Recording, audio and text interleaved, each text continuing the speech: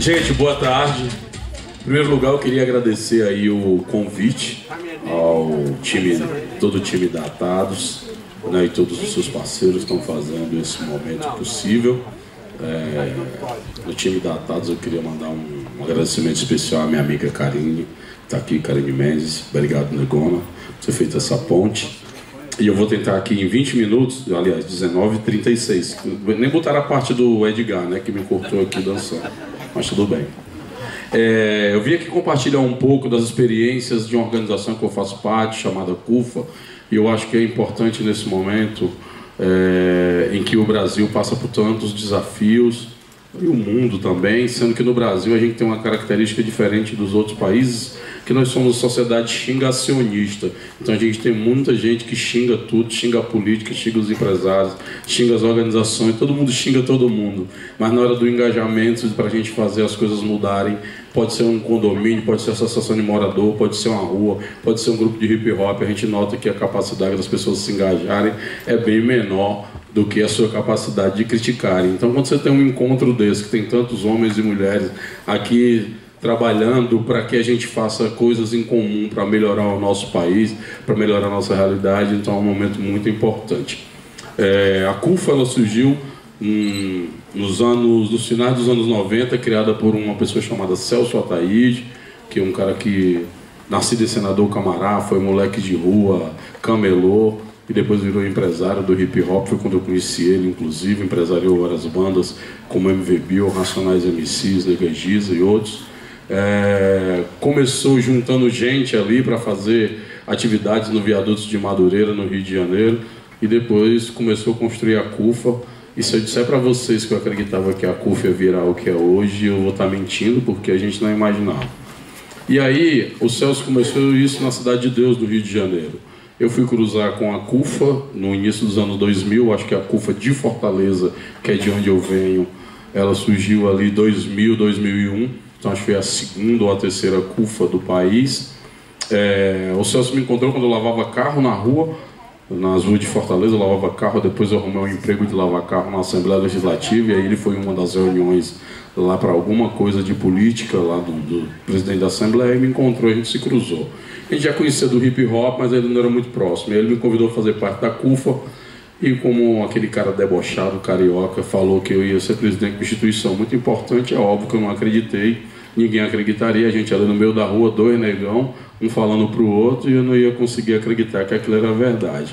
E daí a gente começou a trabalhar na CUFA com objetivos bem simples. O primeiro deles era discutir como é que a gente posicionava a favela num lugar de potência, porque toda vez que a gente ouve a palavra favela, hoje não, hoje está na moda, tem favela de tudo, favela gourmet, favela da moda, favela do cinema. Nos anos 2000, na virada de 90 para o 2000, a palavra favela era ela o tempo todo associada à criminalidade, à violência, a coisas ruins. Inclusive as organizações de favela não queriam botar favela no próprio nome. Então o primeiro movimento foi esse. O segundo foi formar lideranças daquele território. Porque muitas vezes tem muita gente que vai fazer um trabalho na favela, trabalhos bons inclusive, trabalhos legais, trabalhos de renome e reputação, mas a gente queria que as pessoas que passam pelos problemas, elas fossem protagonistas das soluções. Então a gente analisava já naquela época que existia um movimento que muitas vezes fazia com que os favelados se tornassem não protagonistas dos processos de mudança, mas muitas vezes coadjuvantes da sua própria vida. E a gente via muitas vezes as parcerias que queriam se estabelecer. Vou dar um exemplo. Muita gente queria chamar a gente para participar. Vamos chamar a CUFA para ser parceira de um projeto de cinema. A gente dizia, legal, que projeto é? Não, é porque a gente já produziu um filme, a gente vai fazer uma exibição e queria que a CUFA fosse parceira. Eu falei, mas qual é o nosso papel nessa parceria? Não, para vocês mobilizarem as pessoas. Eu falei, tem pelo menos ônibus e lanche? Não, não tem não. Então a gente daí ia ter que pagar para levar as pessoas da favela, para legitimar aquela produção que era feita por uma pessoa de fora da favela. Muitos dos filmes na época também, inclusive, falando sobre a própria favela, produzida por outras pessoas. Então a gente começou a definir que para que a CUFA não virasse uma instituição de pessoas bem intencionadas de fora da favela ou do homem branco do asfalto, a gente tinha que criar alguns critérios de proteção para fazer com que o protagonismo ele se mantivesse. E aí a CUFA é a primeira e talvez eu acho que é a única instituição que estabeleceu que nós teríamos cota para brancos. Isso foi nos anos 2000.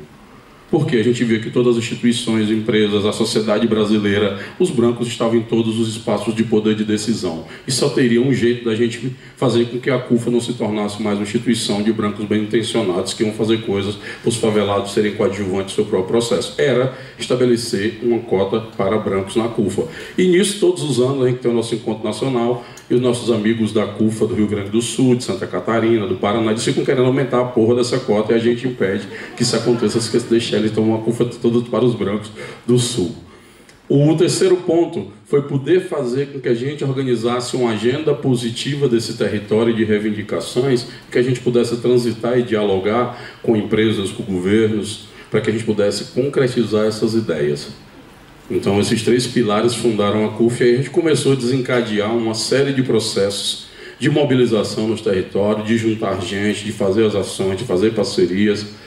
Fizemos uma opção política muito difícil para nós, num país que não é o Brasil, dadas as tradições que os movimentos sociais têm de muito vínculo político partidário eleitoral. A gente fez uma opção em que a CUFA não participa de processos eleitorais, mas ao mesmo tempo a CUFA convida todos os candidatos para receberem a pauta da favela, para a gente pautá-los com a nossa agenda, para a gente colocar o que a gente acha da sociedade, para apresentar a nossa visão de mundo, até porque os políticos eles são transitórios, mesmo que se elejam 4 ou 8 anos, eles vão trabalhar para nós. Então a nossa agenda é permanente e eles passam.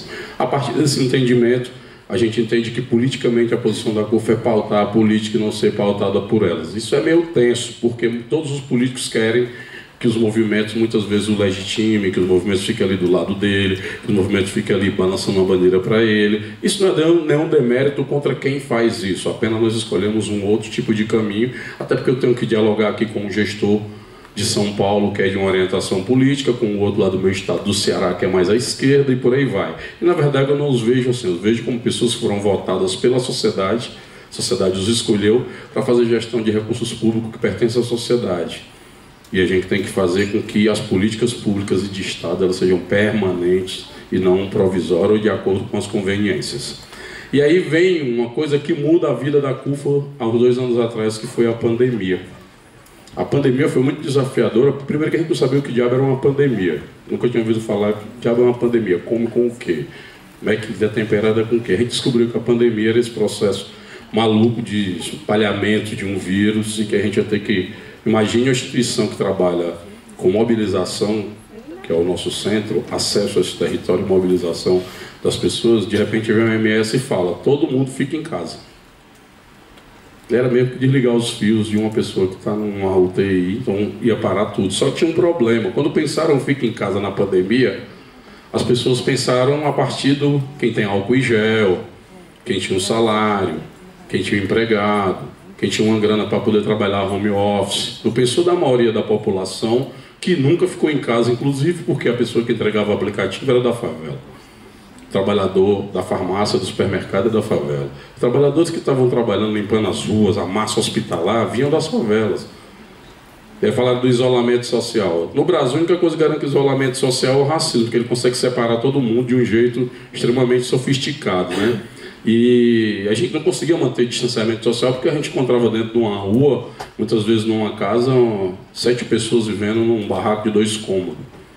Então não tinha como manter isolamento social. E aí a gente teve que se desenrolar para se descobrir como uma grande rede de respostas emergenciais dentro de uma pandemia. E a gente teve que descobrir o que era um protocolo de saúde, e a gente teve que descobrir como é que mantinha distanciamento no território que não tinha distanciamento. E aí, nisso, o fato da gente estar presente naquele período, em mais ou menos umas 850 favelas no país, o fato da gente estar presente nesse lugar, de repente começou a desencadear um movimento de empresas e lideranças que queriam fazer doações para um tipo específico de público naquele território, e o público específico que precisava de ajuda, e muitas vezes nem o Estado estava lá. Então a CUFA acabou se tornando a interface entre esses dois públicos. E o que aconteceu? A gente fez uma campanha enorme, primeiro para mobilizar artistas, mobilizar a visibilidade da mídia, articular outros parceiros. Depois a gente começou a se preparar para fazer essa questão, então no início a gente foi meio atropelado, chegou tipo a JBS e queria dar toneladas de carne. Eu falei, tudo bem, mas onde é que a gente vai guardar isso? Então a gente teve que fazer um processo de convencimento das empresas de que, além de botar todo aquele arsenal de doações, a gente tinha que ter alguma coisa chamada logística, que foi que a gente descobriu que até então logística a gente achava que era uma passeata de lojas, então não era isso. Logística, toda uma engenharia de transporte e tal. E a gente foi para dentro da pandemia, chegamos a um nível de arrecadar contabilizado, porque tem coisa que a gente não contabilizou até porque não dava, 1 bilhão, quase 1 bilhão de reais, então chegamos a mais ou menos a 17 milhões de pessoas durante os anos de pandemia, e quando diminuiu a pandemia, que a gente saiu do outro lado do túnel, que a gente achava que não ia conseguir sair, nós desenvolvemos algumas habilidades e também desenvolvemos algumas percepções que fizeram com que, durante a pandemia, por exemplo, a gente fez a primeira transferência de renda via plataforma digital, que era com a parceria com a PicPay. E a gente baixava o aplicativo e já caía R$200 na conta das mães, que foi o perfil que a gente escolheu. Nós temos inclusive um programa chamado Mães da Favela, porque a gente percebeu que no nosso instituto de pesquisa, a gente fez uma pesquisa lá e viu que mais de 60% das lideranças de favela eram de mulheres. Essas mulheres eram solteiras e mais de 30% delas com filho, com mais de 2 filhos, com a idade de 12 anos e muitas cuidando de idosos. Então a gente viu que se o dinheiro chegasse naquela mulher, ia ajudar as crianças, ajudar os idosos, as mulheres deixariam o dinheiro dentro da própria favela também, então ia ajudar também a economia. Então, ajudando aquelas mulheres, a gente poderia desencadear um processo, apesar de ser a parte mais atingida por todos os recortes da desigualdade da pandemia, essas mulheres poderiam mostrar muitas alternativas para nós, e foi o que aconteceu, a ponto de muitas das que foram atendidas por nós, na sequência se tornarem linha de frente das ações emergenciais. E aí a gente, quando estava orientando baixar o aplicativo para receber R$200, que a gente chamava de Vale Mãe, a gente apelidou assim, muitas mulheres sequer tinham crédito no celular para baixar o aplicativo. Aí surgiu a primeira solução, foi criar uma empresa de telefonia chamada Alô Social. A gente bolou um pacote chamado Alôzão, que era um pacote de 6 meses, porque também ninguém sabia que diabo a pandemia ia durar tanto tempo naquela época, e até porque o mundo todo tinha um vírus como inimigo. No Brasil a gente tinha um vírus e autoridades públicas espalhando todo tipo de desgraça. E aí a gente começou a enfrentar a fake news, aí tivemos que produzir uma empresa de comunicação dentro do território chamada Comunidade Dó, e depois criamos outra de micro-influenciadores chamada Digital Favela. Então essas empresas todas foram ancoradas num negócio chamado Favela Hold, que hoje é o fundador da CUFO, Celso Ataíde, que eu falei no início. Ele hoje coordena essas empresas, e eu estou à frente da presidência da CUFO, a gente está sempre fazendo essa interlocução. Acabou que a CUFA se tornou, pela sua presença no território, pela essa capacidade da resposta, uma frente muito grande de respostas imediatas a situações complicadas. Apesar da mídia ter saído, a gente continua lá em Petrópolis, onde morreram 252 pessoas. Apesar de estar esfriando a mídia, mas a gente continua lá nos Yanomamis, inclusive, mês que vem a gente faz uma visita para reformar um posto de saúde que a gente conseguiu, através da doação de recursos, para reformar alguns postos de saúde nas unidades dos Yanomamis. A mídia já está esfriando a doação, mas em São Sebastião a gente já estava lá muito tempo, em Santos. E isso é importante tanto para a liderança, para a empresa, como organizações. E o recado que fica é que a gente não pode deixar a solidariedade, os movimentos coletivos e as nossas ações emergenciais serem eventos, serem coisas pontuais. Acho que o grande desafio de todos nós que estamos aqui, que de alguma maneira na empresa, na organização, no projeto, estão trabalhando para uma causa coletiva, é fazer com que o sentimento de coletividade ele seja um princípio, ele seja permanente. E não só um evento quando tem uma tragédia, não só uma ação emergencial quando tem uma desgraça. Então é importante a gente valorizar e conseguir encontrar formas das pessoas participarem das ações coletivas para que a gente possa fazer esse movimento acontecer. No Brasil, para a grande maioria, é muito difícil participar das coisas. Você imagina hoje um trabalhador que trabalha no Uber 16 horas. Ele vai participar de que organização, gente? Trabalhador da construção civil que chega cansado. Uma dona de casa, mãe solo, que chega às 7 horas, 8 horas da noite. Não tem nem posto de saúde para ela ir fazer um tratamento aberto.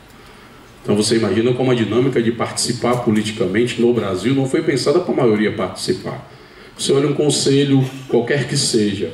Primeiro que a maioria dos conselhos governamentais, eles muitas vezes servem mais aos gestores do que à sociedade. Na medida em que, e aí não é que a gente não participe, mas é que a gente repense o nosso modelo de participação, que não só participe, mas decida. Hoje, se você olhar, todas as grandes causas, mulheres, jovens, negros, todos esses têm assento em conselhos nos governos, estaduais, municipais, federais. Mas onde a coisa se decide é no Ministério da Fazenda, é na Secretaria de Finanças. Então é lá que a gente tem que estar. Numa sociedade capitalista, se não tem dinheiro, ninguém não vai nem para o cinema hoje. Ninguém sai nem para paquerar, comer uma pizza, um sushi, nem para mandar um presente. Então uma coisa que a gente também discutiu na CUF é como é que demoniza a ideia de dinheiro. É como é que questão social, quando a gente discute, está ligada ao econômico. Porque muitas vezes quem vê questão social acha que questão social é um negócio que vem assim, vem os extraterrestres e ajuda a gente a fazer. Na pandemia a gente via esse debate o tempo todo. A gente fazia discutir, não, mas é porque a CUFA não é instituição social. Aí eu disse, mas tem uma conta para pagar. Não tem jeito, é igual uma pessoa crente, o cara acha que o crente é abestado. Não, esse crente fica gritando, orando. O crente sabe que o boleto dele não será arrebatado, então ele também tem que ajudar um dia. O crente, mesmo ele não sabendo ler e escrever, os mais simples, ele organiza receita e despesa separando 10% do dízimo da igreja, gente. Então, não tem ninguém de chapéu, não tem ninguém de bobalhão no negócio. Está todo mundo ligado como é que o sistema opera. Então, esses desafios para a gente que vai mobilizar gente, que quer engajar pessoas e que quer construir uma agenda pública a gente entende que é uma agenda da sociedade. Não é de partido X ou partido Y, até porque esses partidos eles mudam, eles se revezam, os políticos brigam no momento, as torcidas brigam também, depois os políticos vão no jantar à noite, saem juntinhos agarrados e as torcidas ficam com cara de pateta na rua. Então é preciso, na nossa visão, ter um movimento da sociedade pautado em enfrentar desigualdade, pautado em enfrentar o racismo, que é o mais sofisticado do mundo. É sofisticado o racismo do Brasil. Quer ver um exemplo? O Data Preto Zezé vai aproveitar os últimos 3 minutos e os 2 que o Edgar me roubou, vocês não me devolveram.